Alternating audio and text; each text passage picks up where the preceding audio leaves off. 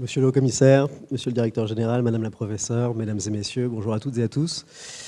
Merci infiniment d'être présent avec nous aujourd'hui à la Maison de l'Amérique latine pour la présentation de ce rapport sur la régulation des voitures autonomes. Avant de commencer, permettez-moi quelques propos liminaires pour introduire ce sujet, pour introduire ce travail pour lequel j'ai été rapporteur sous la présidence de Louis Schweitzer, envers qui j'aurai naturellement quelques mots durant cette courte introduction. Nous avons tous grandi avec une idée simple, l'idée selon quoi un véhicule, c'est un conducteur derrière un volant, les pieds sur les pédales, parfois la main sur le klaxon, et puis, selon le contexte, un langage plus ou moins fleuri envers d'autres conducteurs. Et naturellement, la voiture autonome, c'est un véhicule qui est sans conducteur, ou alors qui est avec un conducteur essentiellement passif.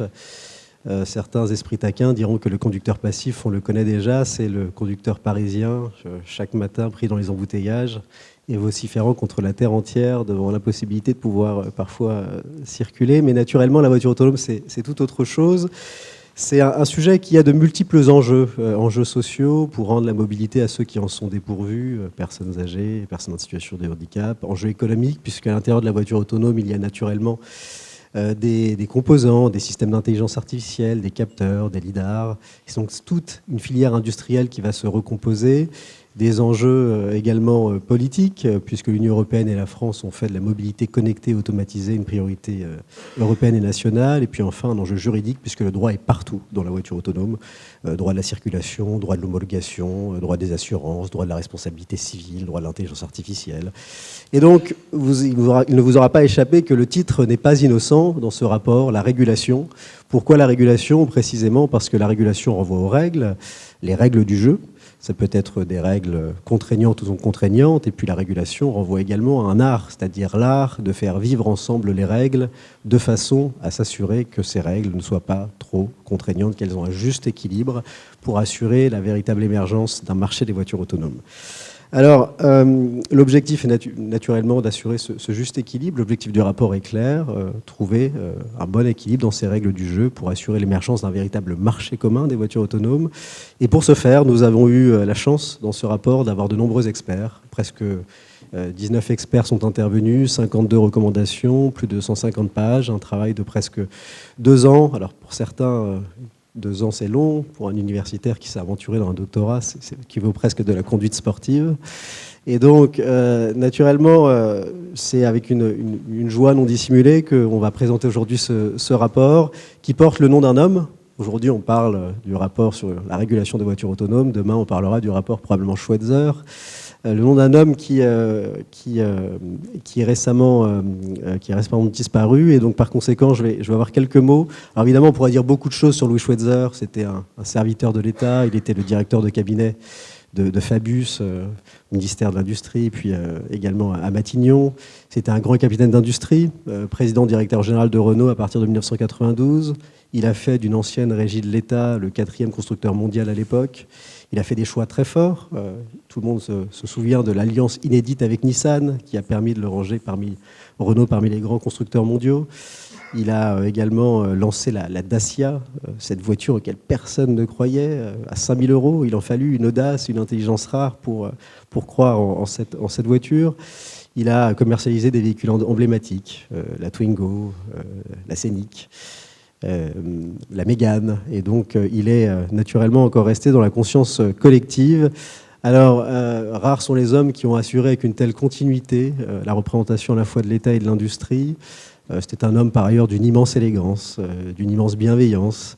Et naturellement que s'il avait été là aujourd'hui, il m'aurait probablement déjà demandé de me taire pour arrêter ses compliments. Donc je vais simplement dire qu'il m'avait confessé qu'il souhaitait que ce rapport soit publié. C'est donc chose faite et j'en suis tout simplement extrêmement heureux et ému. Ce rapport, pour qu'il puisse également vivre, il faut naturellement le présenter, et donc nous avons une chance immense d'avoir cette table ronde. Et donc je vais maintenant m'en tenir à présenter les intervenants et à lancer cette table ronde.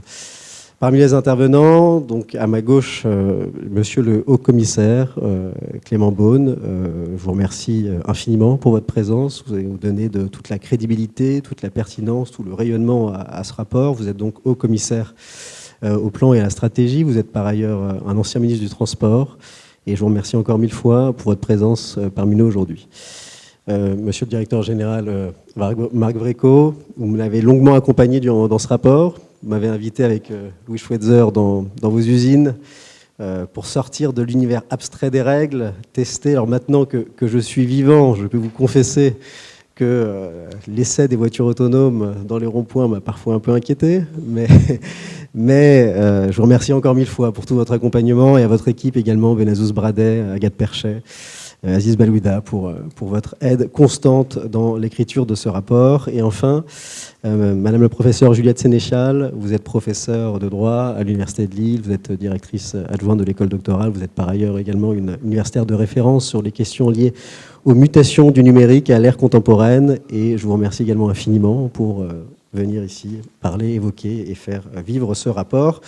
Donc le rapport va être présenté de la façon suivante, ce sera un jeu de questions-réponses et je vais tout de suite commencer par des questions vis-à-vis de monsieur le haut-commissaire sur précisément la question de savoir tout simplement où nous en sommes, premièrement, c'est-à-dire concrètement, est-ce que la France subit ou non un retard ou non, où nous en sommes dans le déploiement aujourd'hui des voitures autonomes en Europe et en France.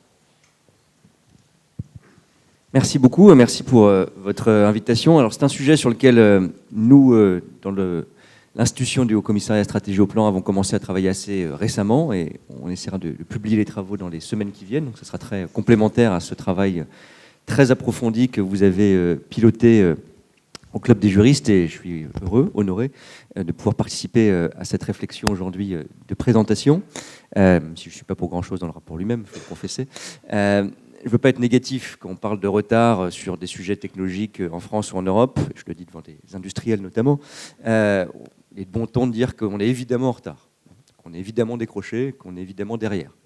Alors c'est quand même un peu vrai, il faut le reconnaître, non pas pour se complaire dans une forme de pessimisme de bon matin, mais parce qu'il y a un certain nombre de batailles technologiques, de régulation, de déploiement, je vais y venir dans un instant, à mener, qui sont devant nous. On a un certain nombre, Marc Vréco et d'autres le diront mieux que moi, de briques, je crois, de cette révolution que constitue la voiture, le véhicule autonome.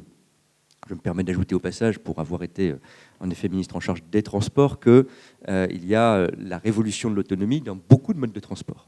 On pourrait parler, mais je ne le ferai pas, je vous rassure, ce matin, pour simplifier les choses, du train, qui devient aussi un véhicule plus autonome. Dans nos transports publics, vous êtes peut-être venu avec ces lignes de métro à Paris comme ailleurs, des transports publics de métro autonomes et un certain nombre d'avancées sur des trains plus lourds, qu'on appelle néanmoins des trains légers, qui sont des vraies révolutions des modes de transport, notamment, d'ailleurs je crois comme le véhicule autonome, en zone rurale potentiellement.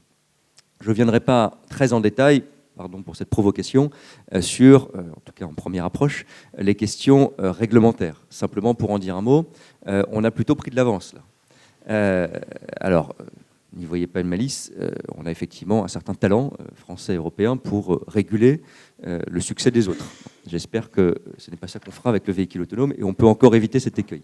Mais il faut quand même, dit devant des juristes éminents, évidemment poser un certain nombre de cadres de vie en société, de règles de responsabilité, de règles de protection de nos données, de règles de sécurité technique et autres. Tout ça, c'est sans doute pas complet, le rapport apporte un certain nombre de pistes, mais on l'a commencé relativement tôt, et au niveau européen et au niveau français.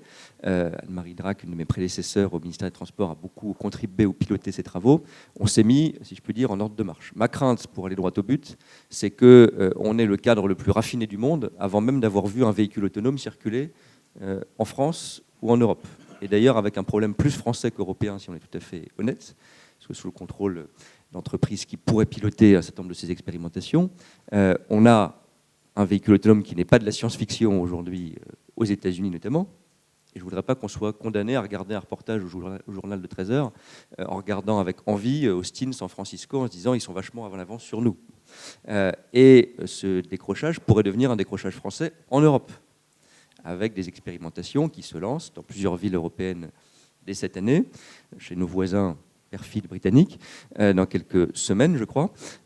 Et nous n'aurions pas cet esprit, si je puis dire, de conquête et d'innovation en France. Je vais le dire autrement. On affinera le cadre réglementaire quand on aura vu des véhicules autonomes circuler.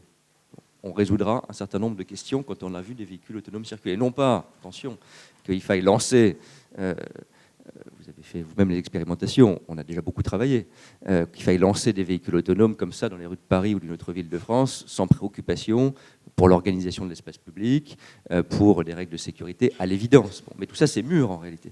La question, c'est d'avoir maintenant un cadre d'action, une tentative d'expérimentation ou une expérimentation tout court. Et je pense qu'une des choses qu'il faudrait faire dans les tout prochains mois, puisqu'on a eu des élections municipales, des élections dans des métropoles ces dernières semaines, qu'un certain nombre, avec le soutien de l'État sans doute, financier, d'accompagnement technique, de collectivités volontaires, déploient des véhicules autonomes dans les rues de leur ville. Et je pense que c'est comme ça que le débat mûrira aussi, avec plein de questions qui vont se déployer. Je ne veux pas être trop long dans cette première prise de parole, mais qui sont des questions plutôt liées, je pense, au fonctionnement de notre système de transport. Et j'en prendrai deux simplement pour initier la discussion. Une qui est assez vertigineuse, à laquelle je crois personne n'a la réponse, qui est la question de la propriété. Il peut se passer avec le véhicule autonome un peu ce qui s'est passé, pardon de citer des marques, avec des grandes plateformes type Airbnb dans le domaine du logement. C'est-à-dire qu'à partir du moment où on aura la possibilité que sa voiture soit utilisée même quand on n'est pas dedans, même quand on ne la conduit pas, par définition, c'est la révolution de l'autonomie, l'usage peut complètement changer. Je crois en moyenne qu'un véhicule s'est utilisé, même dans les zones où on utilise beaucoup la voiture, 5% du temps. Donc, alors à Paris, je vais pas être provocateur pour ne pas parler de circulation, mais si vous êtes allez, je vais prendre la ville où habite ma famille, vous êtes à côté d'Arles, vous prenez votre véhicule pour aller au boulot le matin, vous la mettez sur le parking du travail, bon, bah, la révolution, c'est que maintenant, pendant que vous êtes au boulot la journée et que vous attendez de repartir en voiture à 17h30, votre voiture, elle peut vivre sa vie. Encore un petit peu d'évolution à faire, mais enfin, elle peut vivre sa vie. Et donc, elle peut vivre sa vie en allant chercher quelqu'un pour l'emmener chez le médecin, dans le village qui est à 5 km, et le ramener chez le généraliste et le reconduire à la maison, ou deux personnes en organisant une forme de covoiturage. Et il y aura bientôt des sociétés qui vous diront, écoutez, confiez-moi, j'allais dire les clés de la voiture, c'est tout à fait ça, enfin symboliquement, et pendant la journée, moi je vous la rentabilise. Bon. Et la révolution de l'usage partagé, donc le rapport à la propriété, va fondamentalement changer. Quand, comment, à quel rythme, avec quelle organisation commerciale et urbaine, je ne sais pas. Mais c'est fondamentalement un changement qu'il faut essayer de commencer à penser. Je dis essayer de commencer à penser parce que quand on a une innovation de cette rupture et de cette nature, on n'arrive jamais complètement à savoir quels sont les usages. Donc je ne voudrais pas que dans 10 ans, il y ait une conférence de cet ordre où on se dise ils étaient quand même bien naïfs, bien en manque d'imagination sur l'usage du véhicule autonome. Mais l'autonomie, c'est la deuxième révolution en quelques années. On a la révolution de la voiture propre et la révolution de la voiture autonome. On va avoir une voiture qui est à la fois sans émission et sans conducteur. Il y a encore du boulot sur les prix, sur l'organisation, etc. Mais enfin, c'est ça qui est en train de se passer. Et d'ailleurs, pas déboucher sur des questions encore plus vastes, mais c'est une question pour l'aménagement du territoire. Il est tout à fait possible, et c'est un ancien ministre des Transports accusé d'être fan du train, à juste titre, qui vous le dit, peut-être qu'il y aura une sorte de nouvelle hype de la route et de la voiture autour de ces deux révolutions, de la propreté, si je peux dire, et de l'autonomie. Et donc ça, il faut essayer de le penser. La deuxième grande révolution, c'est justement celle du système de mobilité. Le véhicule autonome, c'est pas simplement que demain, ça sera cher au début, moins cher ensuite, juste vous puissiez, comme vous le faites aujourd'hui, acheter votre voiture et simplement, bah, vous la conduirez plus, on vous la conduira, en quelque sorte. Ça pose ces questions d'usage et de propriété que j'évoquais, mais ça veut dire qu'il faut aussi qu'il y a, sans être excessivement régulateur ou étatiste, enfin quand même, il y a un cadre d'organisation d'un système de mobilité à penser. Si on pense, je poursuis ma science-fiction, qui n'est pas si fictionnelle que ça, que quand vous aurez posé la voiture sur le parking, quand elle vous aura posé plus exactement sur le parking du boulot, et qu'elle ira vivre sa vie pour rendre un certain nombre de services dans la journée, bon bah ça s'organise, parce que si tout le monde fait ça après avoir été déposé au boulot à 8h45, vous aurez des problèmes de congestion, ça peut pas être juste le même système de mobilité qu'aujourd'hui en autonome. Donc il faut penser des espaces de covoiturage, des systèmes d'autopartage, et donc ça c'est une responsabilité, si je peux dire, de la puissance publique, au-delà des règles qu'on imagine bien, protection des données, règles assurantielles, etc., ou sécurité technique. Donc c'est ce cadre réglementaire-là, si je peux dire, qui est évoqué en partie dans le rapport, qu'il faut réussir à penser. Pas seulement celui qui dit « est-ce qu'on vérifie bien que c'est dangereux et qu'on sait qui est responsable s'il y a un accident ?» Dernier point, pardon, c'est le rapport, je boucle la boucle sur l'innovation. C'est pour ça que je pense qu'il faut qu'on voit des véhicules autonomes. Je ne vais pas faire de la publicité pour de grandes entreprises américaines, mais il se trouve qu'il y en a une qui en fait rouler, qui s'appelle Waymo. Je crois que maintenant, leur principal slogan, c'est d'expliquer que c'est bon pour la sécurité routière. On voit bien que ça va être le grand défi en France et en Europe, c'est que la crainte naturelle, nous sommes des gens prudents, nous Européens, ça va être de dire qui est responsable, que se passe-t-il si, est-ce que ça n'aurait pas été mieux si la décision a été prise par l'humain. Bon, statistiquement, c'est évidemment totalement faux. C'est un réducteur d'insécurité routière massif. Bon. Mais vous aurez quand même toujours la question de savoir comment c'est programmé, comment on décide. Et ça va nous poser des questions éthiques quasi éternelles. Je ne dis pas qu'elles ne sont pas importantes, je dis qu'il faut qu'on se débloque de ça. Et donc qu'il y ait du déploiement pour que ces questions rassurent en quelque sorte par la pratique beaucoup d'Européens, beaucoup d'entre nous. Je me mets dedans d'ailleurs. Je crois d'ailleurs que c'est l'un des dirigeants de Waymo qui a dit un jour on se demandera comment on a pu laisser des humains conduire. Bon. Ben, c'est pas faux. Parce qu'il est évident que sur les grands nombres, ça va être un formidable moment de réduction de l'insécurité routière. Et que ce sera un des arguments massifs pour l'autonomie très rapidement. Mais évidemment, vous aurez à chaque fois, vous aurez de temps en temps, il y a déjà eu un cas, je crois, encore récemment aux États-Unis, on se demandera si, quand il faut choisir entre deux mots, entre deux personnes, entre deux types d'accidents, comment l'algorithme, comment la programmation s'est faite, alors que l'humain aurait fait un choix qui a toutes les limites d'un choix humain, mais qui au moins n'aurait reposé sur personne d'autre. Bon, donc c'est aussi pour ça que je pense, non pas par scientisme, par affection excessive pour l'innovation, mais qu'il faut qu'on se lance en quelque sorte dans un déploiement visible. Voilà. Et qu'on ne soit pas, je finirai là-dessus, et sur le plan technologique et sur le plan du déploiement, les derniers de la classe, parce qu'on aura cherché à affiner le cadre avant même de mettre le tableau au sein du cadre. Voilà. C'est ma crainte principale. C'est pour ça que je pousse beaucoup pour qu'il y ait des collectivités accompagnées par l'État qui soient incitées, évidemment sur une base volontaire, à faire rouler des véhicules autonomes aujourd'hui. Il y a eu plein de, vous le direz mieux que moi, M. Vréco notamment, il y a eu plein de tests, d'expérimentations, d'élus qui ont été motivés, si je puis dire, je l'ai vécu quand j'étais ministre des Transports, je pense à Châteauroux en particulier, et qui, pour des raisons industrielles, parce que les entreprises n'ont pas pu aller au bout, parce que le cadre était finalement trop compliqué, n'ont pas pu aller jusqu'à la phase de roulage, si je puis dire, ou de déploiement. Il faut vraiment qu'on passe à ça, et c'est un sujet pour 2026. Si la France n'a pas connu d'expérimentation en 2026, on pourrait faire la même conférence à Noël. Là, je vous dirais d'un seul mot, oui, on est en retard. On peut l'éviter, mais ça se joue sur une question de mois.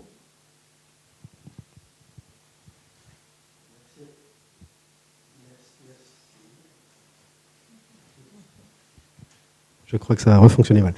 Merci infiniment pour cette explication. Alors vous avez répondu indirectement, je crois, à la deuxième question, quelque part, qui était la mienne également. Vous avez anticipé, en effet, qui était finalement, quel est le positionnement de la France, concrètement? Est-ce un moteur normatif, un leader technologique ou de privilégier les terrains d'expérimentation? Si, par exemple, on prend le Luxembourg, qui est un pays infiniment plus petit, donc probablement que les expérimentations sont infiniment plus faciles à mettre en œuvre. Mais s'il y avait un rôle à privilégier, serait-ce d'être un moteur normatif, serait-ce d'être un leader technologique ou serait-ce d'être un terrain d'expérimentation? Ou alors, tout est complémentaire et il n'y a rien à privilégier peut-être? Je ne veux pas monopoliser la parole, hein. Mais un leader normatif, c'est ma crainte, si je peux dire. Pardon. Parce qu'on peut l'être. Et on a commencé assez tôt, 2017, 2019, un certain nombre d'évolutions réglementaires bienvenues, hein, je ne conteste pas du tout le cadre normatif, au contraire, et il faudra le faire vivre et l'affiner. Lui-même, il sera expérimental et ajusté. On n'est pas un leader technologique, ça malheureusement, il faut le constater. C'est vrai pour les Français comme pour les Européens. Et c'est d'ailleurs pour ça, je crois aussi que la révolution industrielle, même si on a les capacités à grande échelle, elle se fera en commençant par voir des véhicules qui roulent. C'est comme ça qu'on donnera envie à des investisseurs de se lancer, à des innovateurs de continuer, à des grands groupes d'apporter, comme ils commencent à le faire déjà, c'est le cas de Valeo et d'autres, leur apport industriel et technologique. Mais il faut qu'on dépasse un peu cette idée que, assez naturelle chez nous, qu'il faut qu'on attende que les choses soient parfaites pour qu'elles soient utilisables ou utilisées. Encore une fois, évidemment, les questions et de sécurité de ça, mais ça c'est résolu. Soyons quand même justes. pas moi qui vais faire une pub pro-américaine, enfin, on s'intéresse aussi à la sécurité aux États-Unis d'Amérique, on s'intéresse aussi à la sécurité en Chine, on s'intéresse aussi à la sécurité au Royaume-Uni qui va expérimenter dans quelques semaines les premiers véhicules autonomes, donc en ville. Donc on a besoin de se lancer. Voilà. Et on peut être autonome, pardon du jeu de mots, dans notre définition du véhicule autonome, protection des données, règles assurantielles, leadership technologique à terme, si on commence. Et aujourd'hui, objectivement, force est de constater qu'on n'a pas des opérateurs complets qui sont français ou même européens. Est-ce qu'on rattrapera? J'en sais rien, mais il faut vraiment qu'on commence. Il y a un point, mais on y reviendra peut-être, parce que je ne veux pas faire deux fois la même bêtise d'anticiper sur les autres questions. Mais il va y avoir quand même un sujet, puisqu'on parle de protection des données, c'est un des sujets que vous abordez qui est très massif. C'est d'autant plus important d'être souverain sur le plan technologique que si on veut pouvoir faire respecter un certain nombre de règles européennes dans ce secteur comme dans d'autres de protection de nos données, et en caricaturant un tout petit peu, mais malheureusement probablement pas tant que ça, qu'un jour il n'y ait pas quelqu'un au hasard à Washington, à San Francisco ou à Pékin qui puisse appuyer sur le bouton littéralement de nos mobilités pour que ça stoppe, ou même collecter des données qui sont quand même extrêmement précises et intimes sur nos mobilités, et donc en fait nos vies quotidiennes, bah, il vaut mieux qu'on ait pas seulement un cadre normatif européen, mais des acteurs européens, et sur le plan du service, et sur le plan de l'industrie. Et ça, on n'y est pas aujourd'hui. Le point de vue de l'industriel, maintenant, Marc. Précisément, je vais m'en tenir à une question simple. Où en est l'industrie automobile française en matière de véhicules autonomes aujourd'hui de niveau 3 ou de niveau 4? Alors, d'abord, pour poser le cadre, quand on parle de voitures autonomes, on parle en fait de deux types d'objets, si je peux me permettre, qui est d'un côté la voiture individuelle qu'on rend autonome et de l'autre côté le robot-taxi. Ça fait appel à des écosystèmes un peu différents. Notamment dans le cas du robot-taxi, vous devez avoir un fournisseur de caisse qui est un constructeur qui s'allie avec ce qu'on appelle un virtual driver, qui, par exemple dans le cas des États-Unis, quelqu'un comme Waymo qui travaille avec des intégrateurs, des gens comme Valeo, et qui après s'allie avec des opérateurs de places de marché, type Uber et autres, pour pouvoir déployer cela. Donc dans ce contexte-là, en termes de la place de l'industrie française dans leur Valeo, nous sommes partenaires de ces écosystèmes, que ce soit en Europe, aux États-Unis ou en Chine, et on peut en témoigner du fait que, effectivement, la révolution est en marche. Nous avons aujourd'hui presque 10 villes aux États-Unis dans lesquelles il y a des solutions commerciales de robotaxi. Notre partenaire Waymo a fait plus de 500 000 paid trips la semaine dernière. Donc c'est à l'évidence, le déploiement est en marche. La Chine maintenant est lancée. Vous avez 15 villes en Chine qui sont équipées de robotaxi. L'Europe arrive, comme vous l'avez dit, monsieur le commissaire. Londres est programmé avec notre partenaire Wave dans quelques mois. C'est les chiffres de 2025. En 2030, il y aura des centaines de villes sur la planète, et en 2035, on parlera de milliers de villes. Donc on parle de ça, et je parle de villes consciemment parce que on évolue dans un monde où en 2025, 57% de la population mondiale vit dans des villes. Vous avez en Europe, on est au-delà de 80%, je pense qu'on est à 82% en France, on est à 85% en Amérique du Nord. Donc il y a d'abord un très grand enjeu des villes. Monsieur le commissaire, vous l'avez dit très justement, la bataille va jouer au niveau des municipalités qui lèveront la main, qui disent moi je suis prêt. Je suis prêt, je suis avancé, il y a besoin dans ma ville et venez investir ma ville. Et c'est ce que font les villes aux États-Unis et en Chine, et c'est ce que les villes en France et en Europe doivent le faire. Et ça vient à un des points que Godefroy, tu mentionnais, c'est les terrains d'expérimentation. Je pense que leadership technologique, on est capable de jouer notre balle en tant que partenaire de cet écosystème. L'appareil normatif, il est là. Il faut s'assurer qu'il ne soit pas dupliqué entre l'Europe et la France, qu'il soit à un niveau de complexité qui soit raisonnable, et que les responsabilités soient relativement claires. Ce qu'il faut, c'est multiplier les terrains d'expérimentation et passer at scale, comme on dit, sur ces sujets-là. Donc je pense que là-dessus, on a ce qu'il faut. En termes de leadership technologique, je dirais par exemple que notre partenaire Mercedes, on a armé le premier niveau 3 en Europe et d'ailleurs dans le monde, qui est la Mercedes Classe S. On a armé avec notre LiDAR, qui est le capteur ultime qui permet ça. Donc on a les éléments, maintenant il faut le faire. Après, c'est une bataille de fiabilité. Ce n'est pas un sujet de performance, c'est un sujet de fiabilité. L'acceptabilité d'une voiture autonome, c'est d'être entre 100 et 1000 fois plus sûr qu'une voiture conventionnelle. C'est tout simplement prendre le nombre de décès sur la route et de se dire quel est le facteur acceptable pour une société pour avoir un décès qui est lié à un robot. Et donc, on est vraiment sur ces sujets-là. C'est la fiabilité et c'est l'explicabilité. Vous l'avez dit tout à l'heure, c'est de savoir, on a des algorithmes de prise de décision qui sont extrêmement complexes. Comment est-ce qu'on arrive à les expliquer de manière à pouvoir apporter des raisons de certification. Donc, c'est des sujets sur lesquels nous, on travaille quotidiennement, et sur lesquels on avance, et sur lesquels on est prêt, et sur lesquels on travaille avec nos partenaires dans le monde entier. Merci beaucoup, Marc. Il y a une question qui revient souvent, qui peut paraître une question piège. Une voiture autonome serait-elle capable de prendre, par exemple, le rond-point de la place de l'Étoile à Paris, là où les moniteurs n'osent même pas s'y aventurer, d'auto-école? Et donc, finalement, quels sont les verrous technologiques restants pour renforcer l'autonomie et la capacité de la voiture autonome à affronter ce type d'obstacle? Alors, la réponse est oui, Godefroy. Donc on est capable de le faire, et on le voit avec un certain nombre de partenaires avec lesquels on fait ce genre de choses sans en faire beaucoup de publicité, mais on est capable de le faire. Maintenant, à nouveau, performance, c'est 100% du temps dans toutes les conditions. C'est une voiture, vous ne le savez peut-être pas, mais c'est un dispositif mécano-électronique qui fonctionne, qui doit fonctionner de façon parfaite entre moins 40 et 85 degrés, et qui doit être dans tous les cas être capable de fonctionner. Donc il s'agit d'abord d'avoir un cadre de sécurité. C'est pour ça que nous, en tant qu'industriels, on accueille la norme. C'est-à-dire que c'est important parce qu'on parle de la sécurité, on parle de la vie, on parle de la voiture, mais on parle également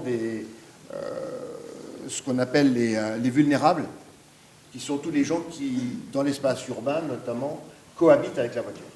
C'est les piétons, c'est les vélos, c'est les trottinettes, et vous savez que c'est une cohabitation qui est souvent rugueuse.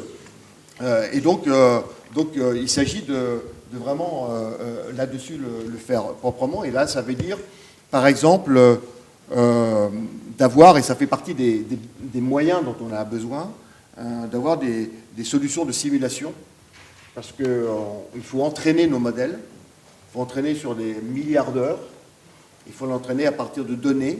Et donc là, on appelle de nos voeux création de bases de données de cas limites qui permettent d'entraîner les modèles de manière à s'assurer que le jour où on les lâche dans la rue, les choses se passent bien. Donc on est capable de faire la place de l'Étoile, et il faut être capable. Et le dernier élément technologique, je dirais, sur lesquels nous on insiste beaucoup, c'est le concept de redondance, c'est-à-dire d'avoir une fiabilité de détection qui permette de s'assurer que l'environnement qu'on perçoit et l'environnement sur lesquels on prend les décisions est bien perçu. S'assurer qu'on n'a pas d'effet d'aveuglement, qu'on ne confond pas un panneau publicitaire avec une personne, et qu'il n'y a pas des effets d'hallucination, comme on dit en intelligence artificielle, qui font prendre les mauvaises décisions aux robots. Donc là, la réponse de l'industriel, c'est une réponse qui est basée sur la redondance, et donc la fusion de capteurs qui ont des modalités sensorielles différentes. Quand une caméra est éblouie, vous avez un radar et un lidar qui sont capables de voir et de déchiffrer l'environnement et de prendre les bonnes décisions et de protéger à la fois les occupants de la voiture, mais, et je dirais surtout, et les nouvelles normes de sécurité portent un accent encore plus fort sur ce qu'on appelle les vulnérables, c'est-à-dire les gens qui cohabitent avec la voiture dans l'espace, notamment urbain. Donc oui, la technologie est là, on a fait avancer, et c'est une bataille de fiabilité autant que de performance. Merci beaucoup. Il me reste à me tourner vers l'avis du juriste, Madame la professeure Juliette Sénéchal. Donc ma question est la suivante, sur les règles applicables. Le droit est un formidable vecteur de confiance en principe, et sur les règles applicables aux voitures autonomes, considérez-vous que le cadre juridique relatif à ces voitures autonomes est harmonisé ou fragmenté, au contraire? Alors, merci beaucoup pour cette question. Alors, tout d'abord, je voulais saluer la qualité du rapport, puisque quand même c'est un rapport qui vient traiter de cette question en particulier. Donc, c'est vraiment une présentation extrêmement fine de ces différents aspects, bon, qui traduit évidemment une forme de fragmentation, c'est-à-dire qu'on a quand même énormément de textes potentiellement qui s'appliquent au sujet, et je dirais que moi j'en aurais presque rajouté d'autres que ceux que vous évoquez dans le cadre de ce rapport, et en particulier quand j'entends la question des robotaxis en fait, qui pourrait permettre de rajouter quelques textes complémentaires dans le cadre de cette régulation des véhicules autonomes. Donc après les deux présentations qui viennent d'être faites, moi je retiens deux mots. Donc il y a leader normatif et il y a le terme de virtual driver. Parce qu'en fait, je pense que c'est vraiment les deux éléments qui sont centraux pour saisir un peu comment la régulation se fait et comment elle est encore imparfaite d'une certaine manière au regard de ces deux aspects. Alors voilà, en fait, dans le cadre de la régulation, en ce moment, il y a principalement la prévention des risques.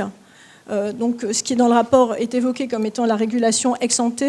Et puis, de l'autre côté, vous avez bien sûr, une fois que le risque s'est réalisé, que le dommage est intervenu, voilà, on a la régulation ex post avec, bien évidemment, les enjeux de responsabilité, que ce soit civil ou pénal, et les enjeux d'assurance. Donc, il y a vraiment ces deux aspects-là. Et je dirais que, finalement, la complexité, elle est peut-être plus à ce stade dans la régulation ex ante, dans ce qui se fait donc concernant la possibilité de la prévention des risques, parce que, et ça ressort très nettement du rapport, finalement on a pas mal de textes qui viennent saisir cet aspect ex ante, cette prévention des risques. Donc on va dire qu'il y a des choses qui sont un petit peu à l'ancienne, comme les questions d'homologation et de règles de circulation qui ont été faites pour un conducteur qui n'était pas virtuel au départ. Donc en fait, on vient du fait que la régulation s'est faite avec une distinction entre le véhicule d'un côté, qu'on va homologuer, et les règles de circulation qu'on va imposer plutôt au conducteur. Ce qui est assez logique. Et donc là, l'enjeu, c'est un peu la fusion déjà de ces deux premiers aspects-là, puisque en fait, c'est finalement le même produit qui va faire à la fois, enfin, dont on va vérifier la sécurité et qui va fonctionner et circuler dans un environnement donné. Et puis, il y a aussi le fait que, bien sûr, pour faire fonctionner ce virtual driver, on a besoin d'une collecte massive de données. Et puis, on a surtout besoin d'un système d'intelligence artificielle qui fonctionne en autonomie, ou tout au moins avec des formes d'automatisation telles qu'on est proche de la logique d'autonomie. Et donc, c'est tous ces ensembles-là qui, finalement, sont pensés un peu encore différemment aujourd'hui, alors que le virtual driver a besoin de concentrer l'ensemble de ces aspects. Et donc, on a des autorités de régulation, des phénomènes, des autorités entre guillemets d'homologation qui sont peut-être potentiellement distinctes pour saisir les différentes facettes de ce qui est maintenant une réalité unique. Et donc, c'est en ça qu'il y a une potentielle fragmentation et difficulté sur la régulation ex ante. Voilà. Mais bon, ça va forcément progresser, c'est déjà en cours de progression, hein, donc voilà, et je dirais que pour finir sur une note positive, parce qu'on va revenir après sur le fait que On a des logiques de simplification en ce moment qui sont en cours. Alors, est-ce qu'elles vont permettre d'arrêter la fragmentation? J'en suis pas complètement sûre. Mais pour finir sur une note positive, sur l'angle de la responsabilité, et la responsabilité, c'est-à-dire l'ex post, là, on a des textes beaucoup plus récents et qui ont été pensés pour la complexité des nouveaux produits qui intègrent de l'intelligence artificielle. Et en particulier la responsabilité du fait des produits défectueux à l'ère numérique, qui doit être transposée très prochainement dans le droit français.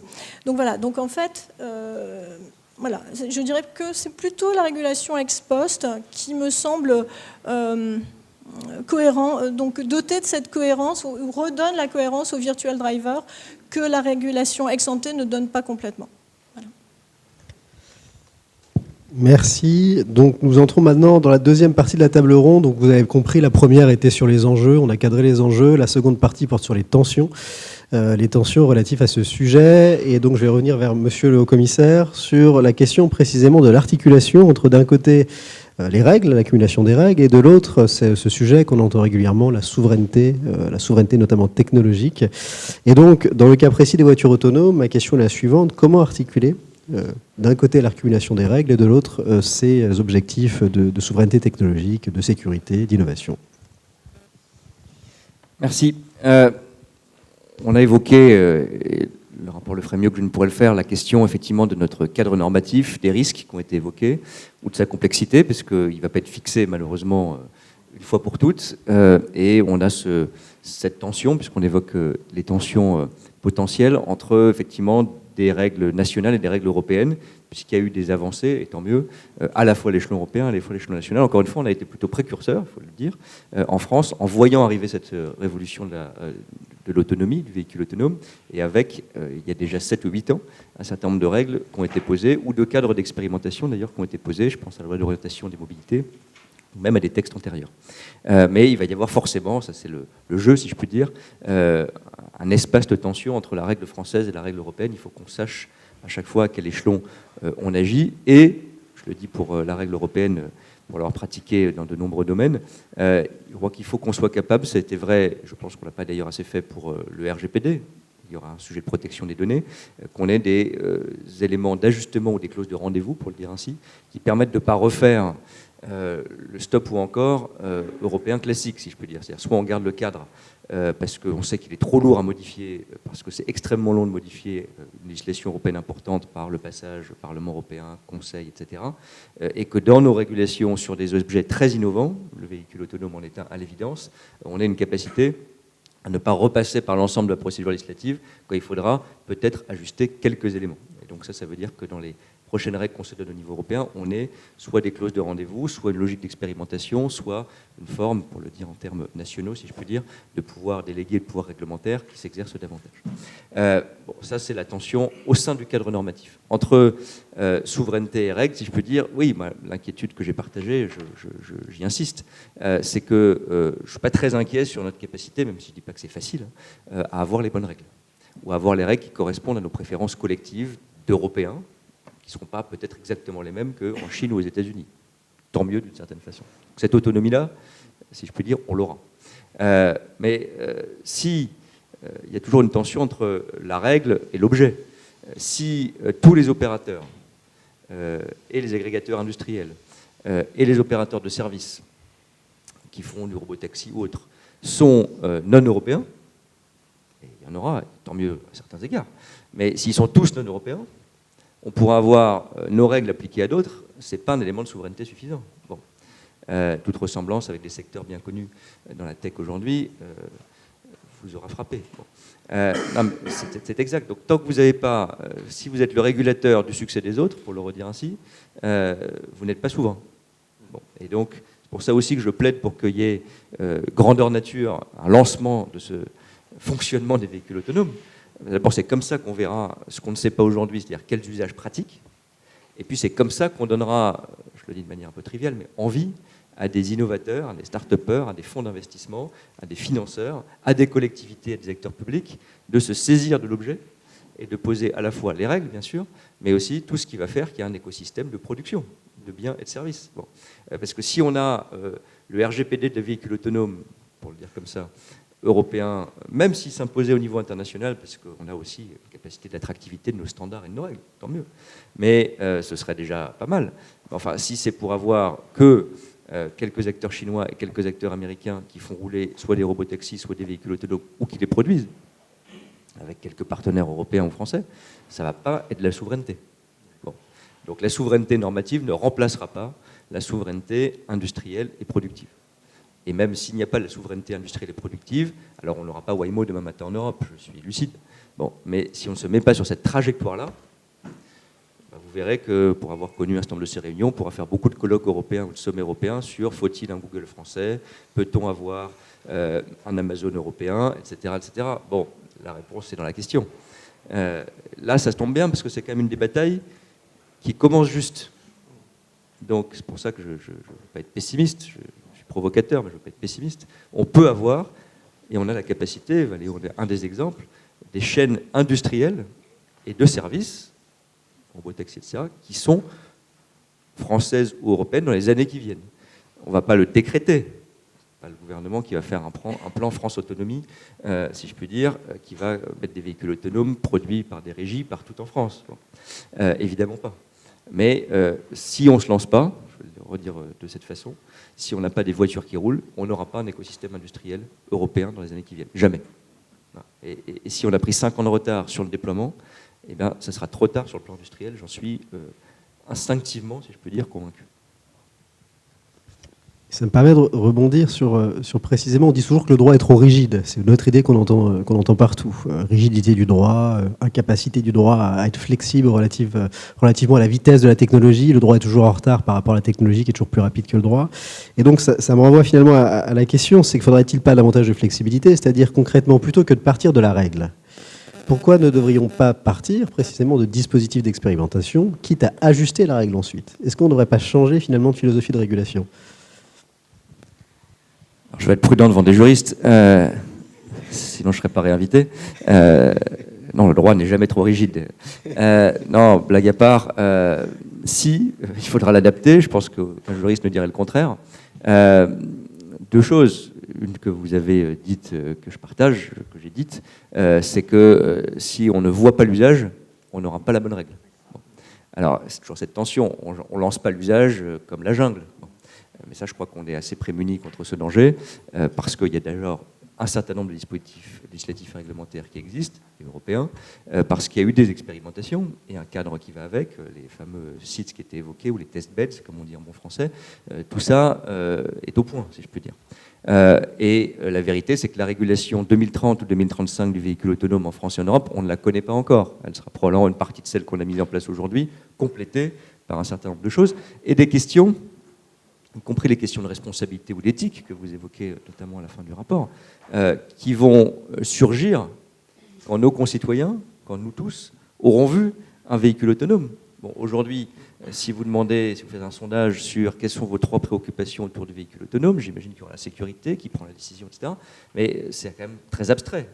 Je me mets dedans d'ailleurs, moi je n'ai pas circulé des masses de fois dans un véhicule autonome. Donc il y a des choses qu'on se demandera, comme souvent d'ailleurs sur le droit, je ne suis pas sûr que ce soit la meilleure façon de le faire, mais c'est comme ça, les responsables publics, les responsables politiques, l'opinion, comme on dit de manière un peu facile, demandera un certain nombre de règles au fur et à mesure qu'on verra, peut-être malheureusement des cas limites ou des catastrophes, mais c'est comme ça qu'on ajustera notre réglementation. Je prends un exemple que j'évoquais sur le RGPD, puisqu'il y aura à l'évidence un sujet de protection des données. Ça s'ajustera. Le RGPD est, je pense, très critiqué, mais selon moi, un outil formidable, globalement. Mais il y a quelques cas, on le sait sur les essais cliniques, on le sait sur le transfert de données scientifiques, pour prendre des choses très consensuelles, sur lesquelles on est trop strict pour que nos propres chercheurs en France et en Europe puissent échanger avec des collègues américains, par exemple, sur des sujets de santé publique. Bon. Pas parce qu'il y a eu de la malveillance chez les concepteurs du RGPD, parce que c'est des sujets qu'on n'a pas vus. Bon.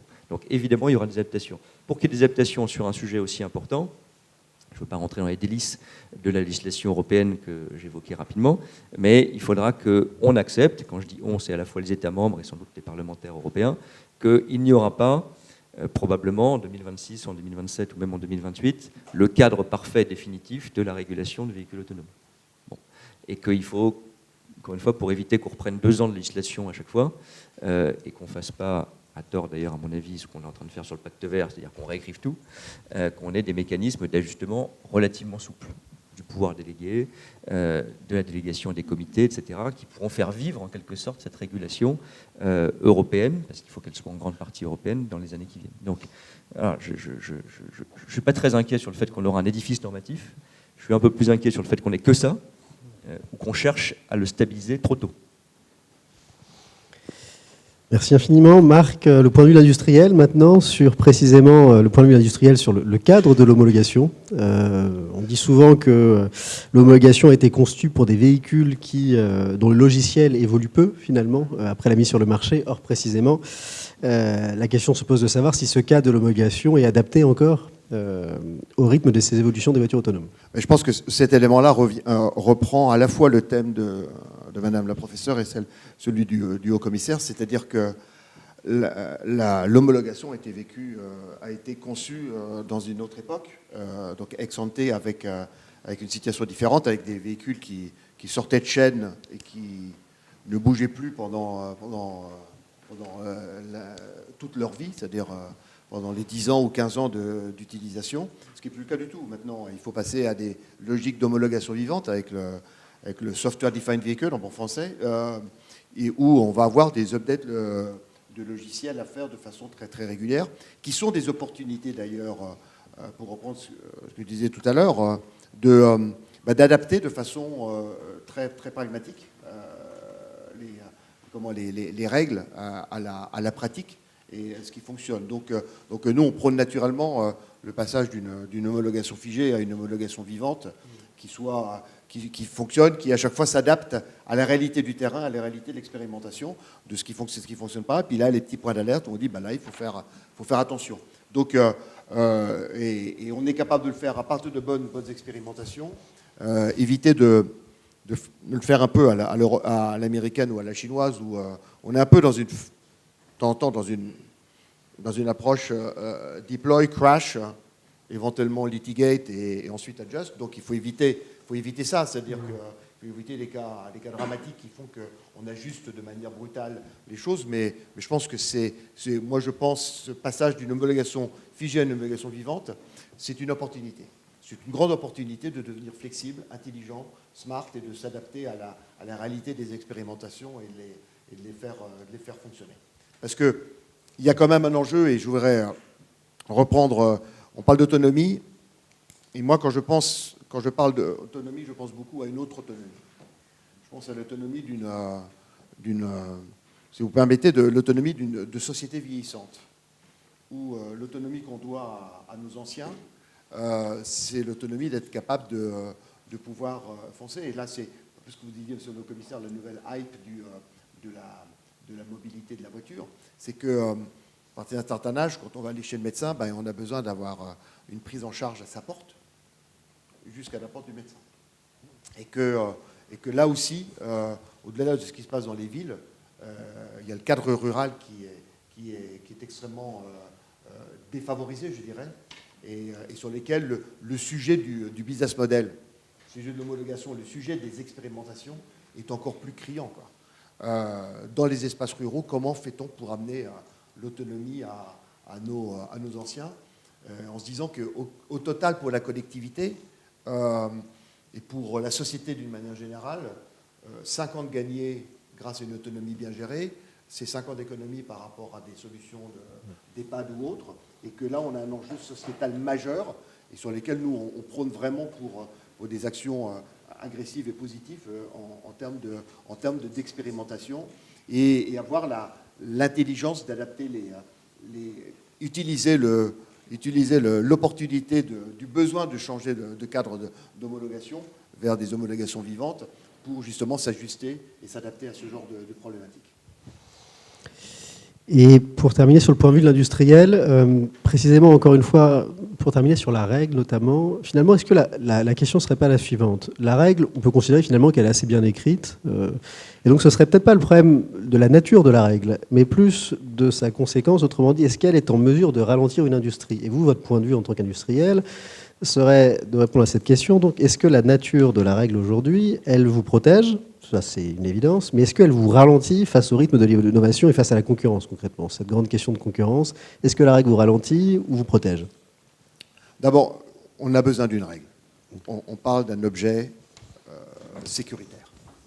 Donc c'est extrêmement important qu'on ait une règle. Il faut qu'elle soit lisible, il faut qu'elle soit comprise, il faut qu'elle soit prédictible. Et je pense qu'il y a un travail, vous l'avez évoqué, il faut s'assurer qu'on n'a pas une superposition des normes qui devient dommageable. Donc,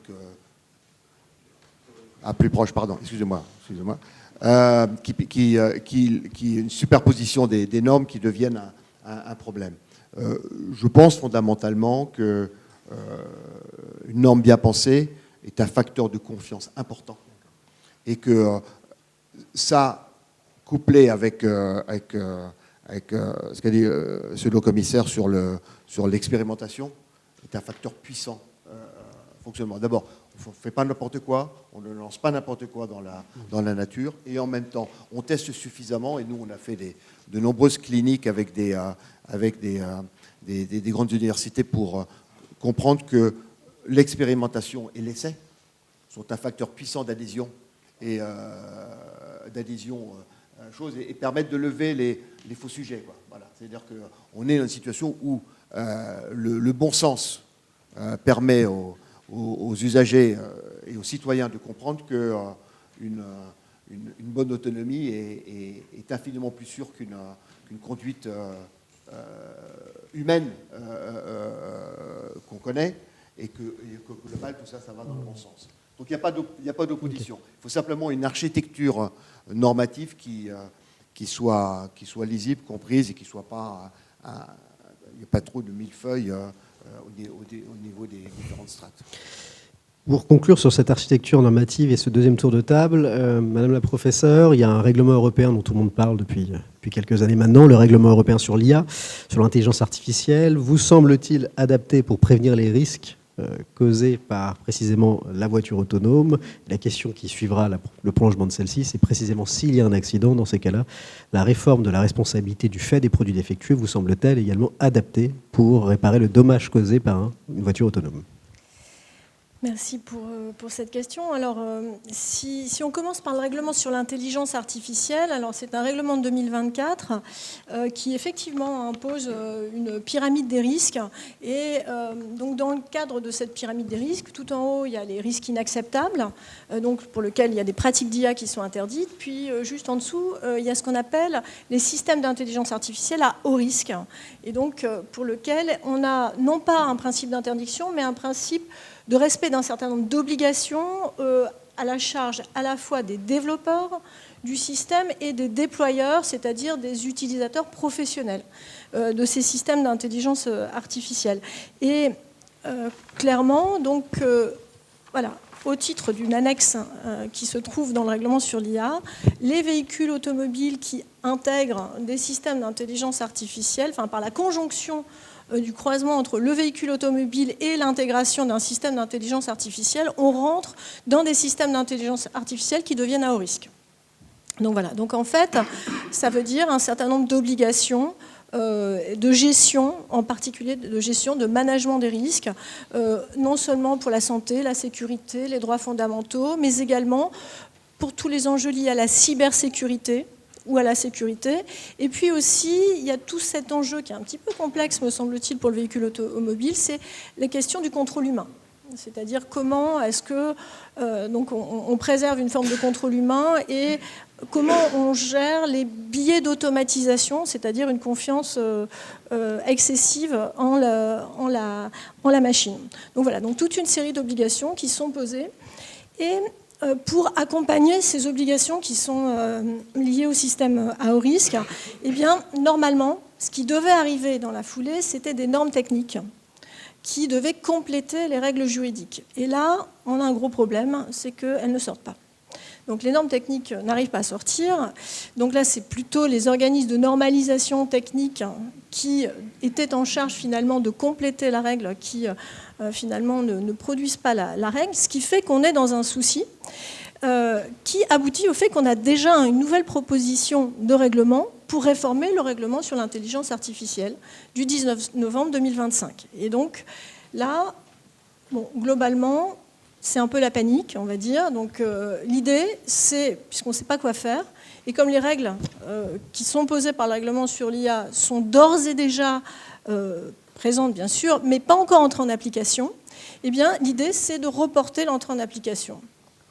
Mais pas forcément d'attendre que les normes techniques sortent. Donc, en fait, normalement, le haut risque et les règles qui s'imposent aux développeurs et aux déployeurs, c'est à partir de août 2026 ou août 2027, selon les types de haut risque.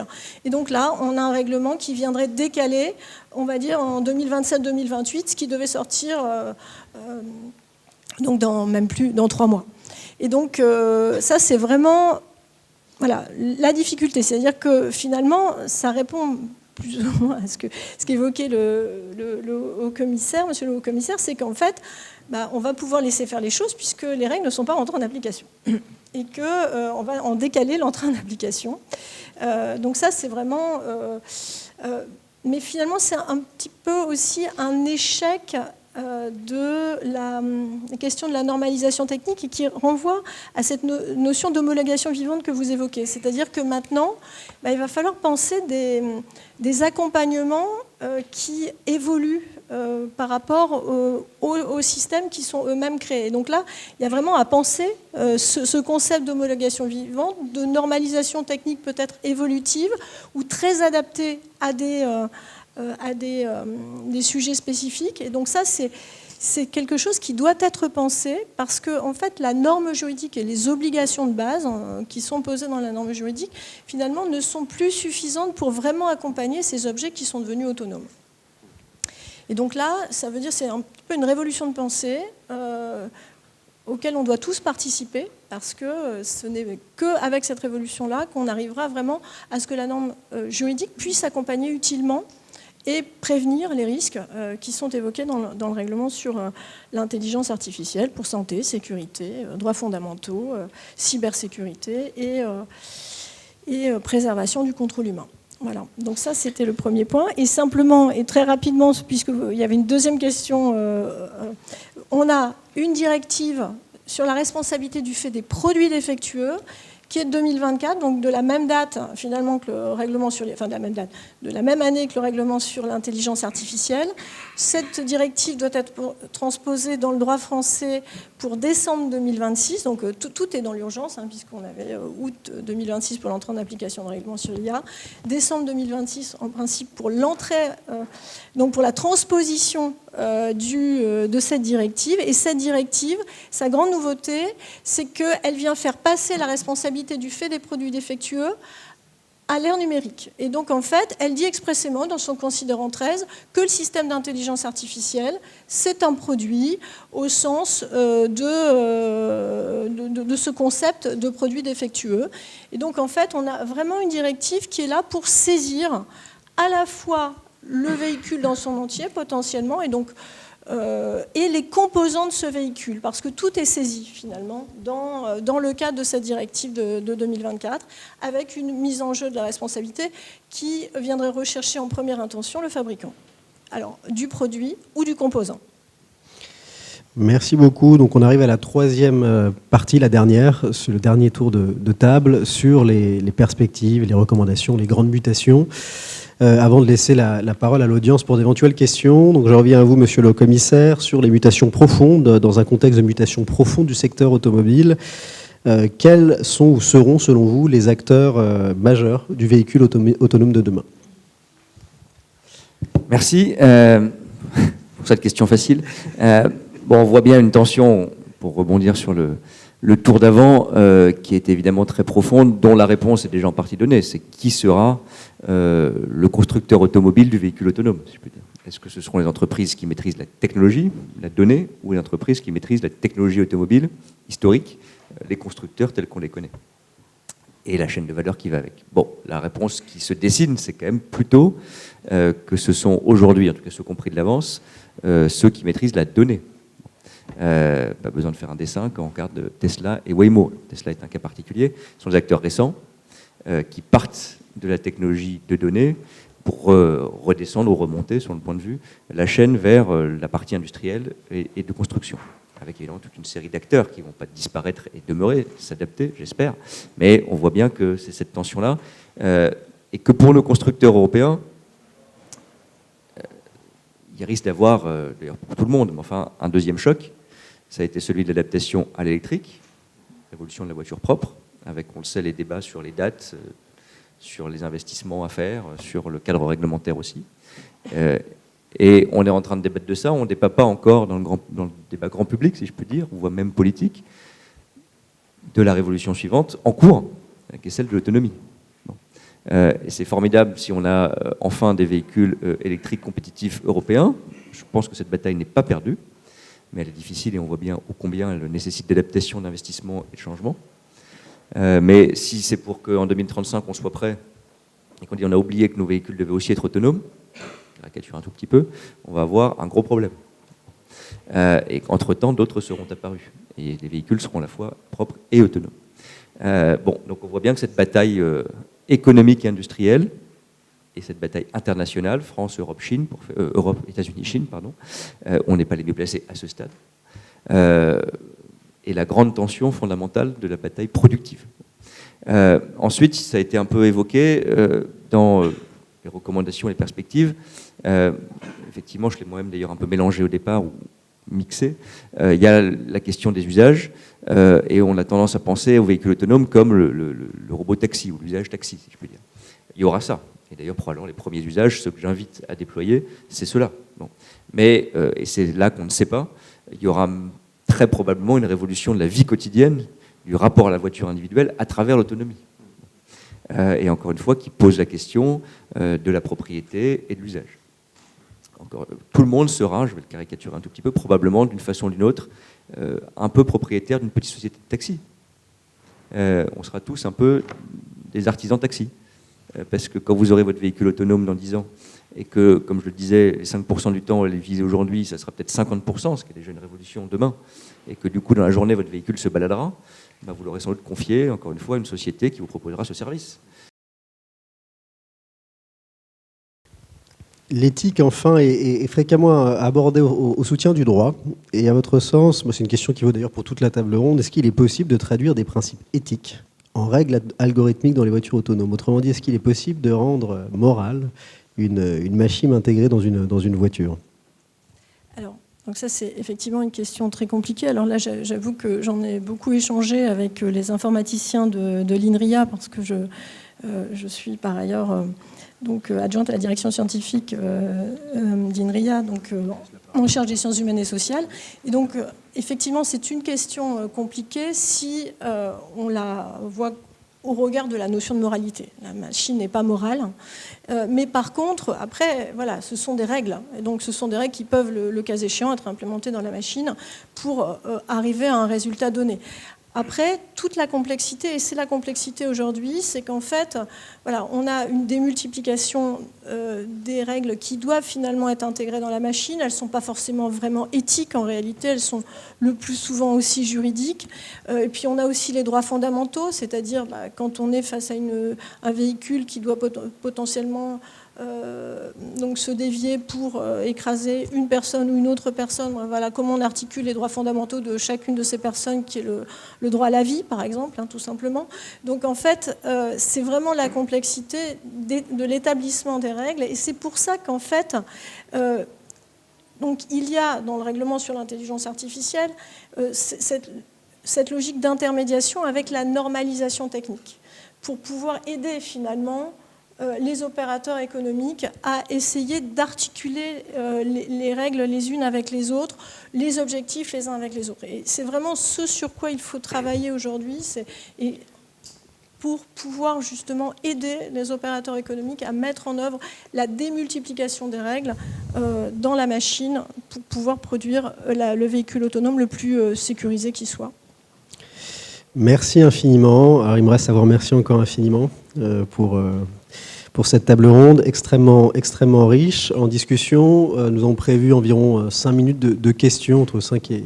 Si ça peut aller, on peut déborder un petit peu s'il y en a davantage, mais il me laisse à laisser la parole à l'audience s'il y a des questions relativement à ce rapport, et ensuite on fermera définitivement cette table ronde. Oui, je vous écoute.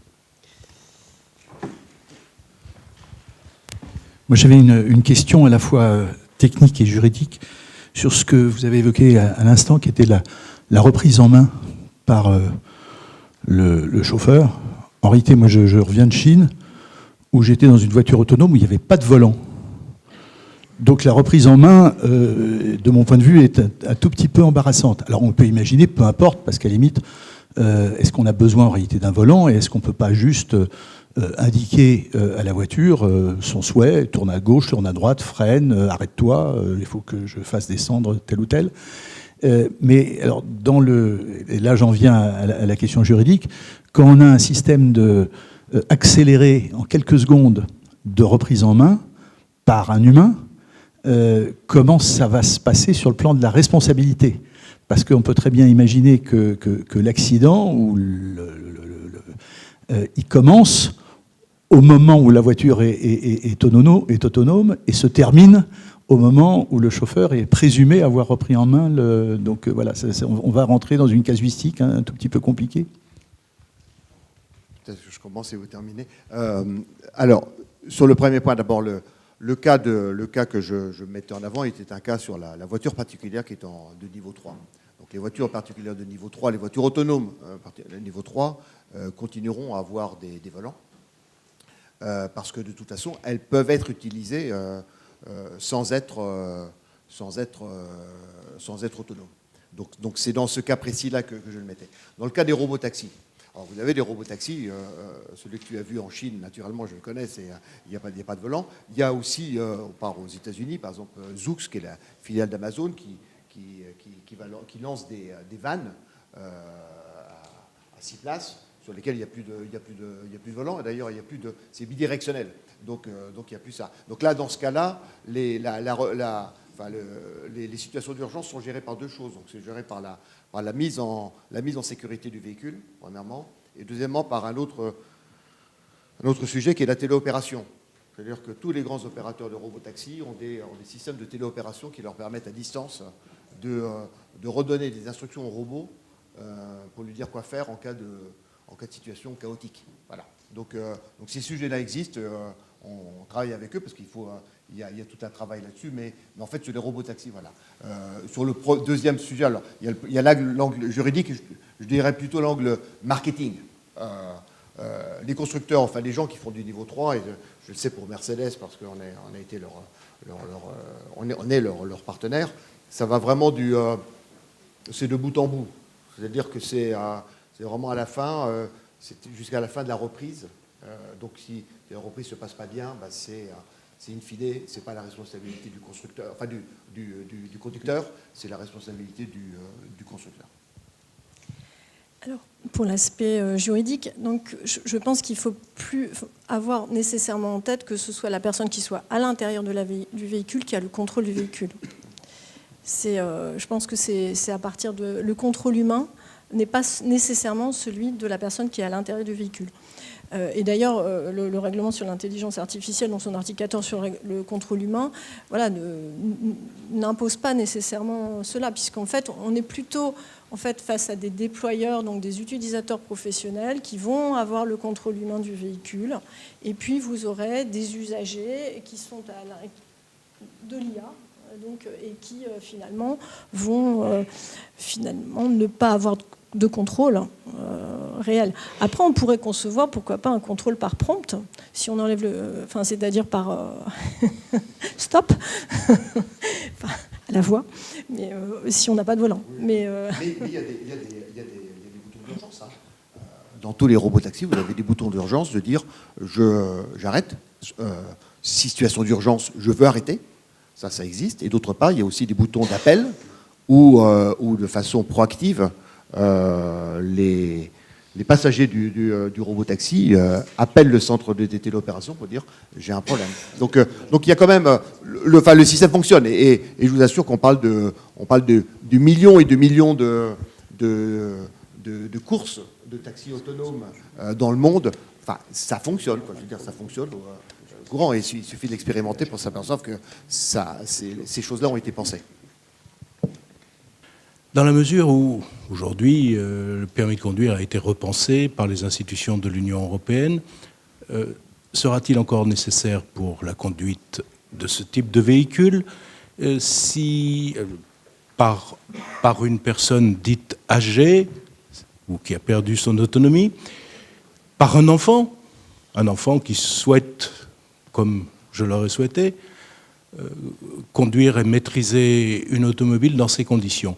Et si le permis de conduire est encore imposé à des grades différents, intègre-t-on dans la formation la conduite à ce type de véhicule? Parce qu'il me semble qu'à l'heure actuelle, il n'en est pas du tout question. Alors, bon.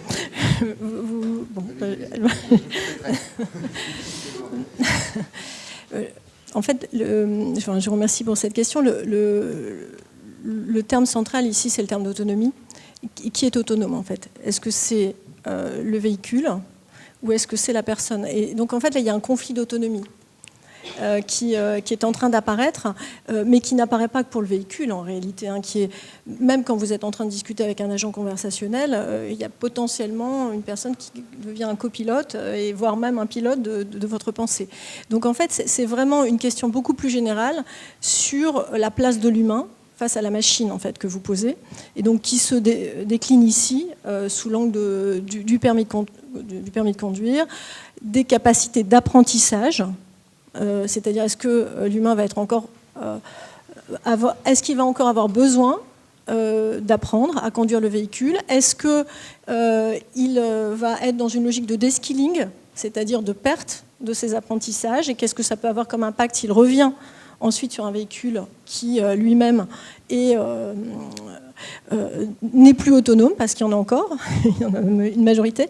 Donc ça, ce sont des vraies questions générales qui, finalement, s'appliquent au véhicule, mais concernent en réalité toutes les interactions humaines avec des systèmes d'intelligence artificielle aujourd'hui. Parce que le concept d'autonomie est dans la définition du système d'intelligence artificielle, dans le règlement sur l'IA, mais c'est l'autonomie de la machine. Et donc, forcément, c'est une compétition, une concurrence d'autonomie. Voilà. Alors, je me permettrai de compléter parce que, d'abord, on va, dans les décennies à venir, je pense que tout le monde sera d'accord là-dessus, on va avoir une hybridation des usages. Donc, je ne crois pas une seule seconde qu'on va passer comme ça, il y aura un grand soir et qu'on va passer à un monde autonome. Donc, on aura pendant des dizaines d'années, des gens qui souhaiteront conduire leur voiture, et on aura besoin de conduire les voitures. Donc ça va pas disparaître. Il y a un point, alors je m'adresse en tant que citoyen qui se trouve être un industriel qui a accès à la connaissance des outils technologiques. Je suis ébahi que dans les auto-écoles, on ne développe pas les solutions de simulation. Il y a des simulateurs partout, nos enfants passent leur temps sur des solutions de gaming et autres, qu'on n'utilise pas davantage simulation. On devrait être capable d'avoir 80% de l'apprentissage fait sur des simulateurs, et peut-être 5, 6, 10 fois plus que le temps passé à faire les heures de conduite. Et puis un petit test final. Je referme la parenthèse. Mais par contre, ce sujet d'hybridation va être important. Et très honnêtement, ceux qui prennent la décision d'aller vers une voiture autonome, c'est les enfants, nos enfants parmi nous, c'est ceux d'entre nos enfants qui décident tout simplement de ne pas passer le permis de conduire. À partir du moment où ils prennent cette décision-là, ils ont opté pour la voiture autonome. Période. Et c'est comme ça que ça va se gérer. Et sinon, de toute façon, il y aura besoin d'un permis qui prenne en compte ça. Alors, il va falloir un peu que les solutions convergent sur à quoi on reconnaît une voiture autonome. Donc, la signalétique, ce qu'on fait nous chez Valeo, on a des LED de couleur, c'est en vert ou en bleuté ou en turquoise, c'est pas encore très... Voilà, il faudra un petit peu que ça converge, de façon à ce qu'il y ait à un moment donné un règlement en disant quand une voiture est autonome, il faut que dès l'extérieur on la voit, il faut que les vulnérables et les autres intervenants de la voie publique sachent que c'est une voiture autonome et qu'elle est en fonctionnement autonome, on ne sait jamais, et donc il va falloir qu'il y ait quelque chose qui permette de le voir. Ça, c'est des choses qui vont se caler dans les années à venir, et à un moment donné, ça va tout simplement basculer dans la formation des auto-écoles. Mais de grâce, qu'on bascule dans le 21e siècle et qu'on passe à la simulation. Merci beaucoup. Il me reste à clôturer cette Merci, désolé. Une question, parce que c'était très intéressant de voir cette distinction entre les véhicules de niveau 3 et les véhicules qui sont donc type robotaxi 100% autonome, parce que ça m'amène une question juridique qui est sur l'application de la directive Agnès 2 sur tout ce qui est infrastructure critique. Dans quelle mesure le véhicule autonome, s'il est de niveau 3, est-il une infrastructure critique? Et surtout, dans quelle mesure le robotaxi et tout son système à bord du véhicule, mais également l'infrastructure qui est derrière, tombent-ils dans le cadre de la directive Agnès 2? Voilà. C'est une belle question. Est-ce que vous avez des éléments sur... Je ne crois pas. Sinon, on met des freins pour le coup qui sont ingérables. Donc, je pense que la pratique américaine et chinoise est clairement qu'on arrive à le gérer, qu'il y a une grande partie des décisions qui sont d'abord on-board, que le off-board, enfin le cloud est utilisé pour former, pour entraîner les modèles, mais qu'après la décision se fait sur place. Donc, je pense que mettre qualifier de critique ces sujets-là, là pour le coup, vous mettez le frein, le verrou, la clé, il n'y a plus rien qu'avance, parce que du coup, on est dans une situation qui bloque tout. Et on serait les seuls à le faire, et on laisserait la place libre. Donc ce serait, à mon avis, une erreur. Donc, je vais clôturer. Merci encore 1000 fois. Il me reste à généreusement applaudir